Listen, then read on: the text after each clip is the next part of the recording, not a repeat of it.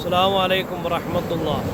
അനസ് റളിയല്ലാഹു അൻഹുവിനോട് നബിതങ്ങൾ പറഞ്ഞു, യാ ബുനയ്യ, എൻ്റെ പൊന്നുമോനെ, ഇദാ ഖദർത അൻ തുസ്ബിഹ വ തുംസി ലൈസ ഫീ ഖൽബിക ഗിശ്ശുൻ ലി അഹദിൻ ഫഅൽ. ആരോടും ഹൃദയത്തിൽ പകയില്ലാതെ കുശുമ്പില്ലാതെ നേരം വെളുപ്പിക്കാനും രാത്രി കിടന്നുറങ്ങാനും നിനക്ക് കഴിഞ്ഞാൽ നീ അപ്രകാരം ചെയ്യണം. എന്നിട്ട് നബിതങ്ങൾ പറഞ്ഞു, യാ ബുനയ്യ ദാലിക മിൻ സുന്നത്തി, ഇതെൻ്റെ സുന്നത്തിൽപ്പെട്ടതാണ്.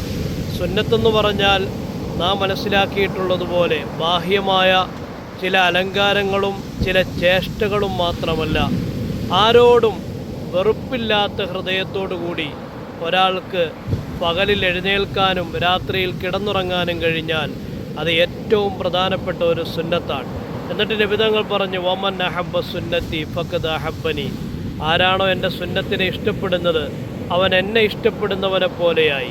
വമൻ അഹബ്ബനി കാന മഈ ഫിൽ ജന്ന, എന്നെ ഇഷ്ടപ്പെടുന്നവൻ നാളെ സ്വർഗത്തിൽ എന്നോടൊപ്പമായിരിക്കും.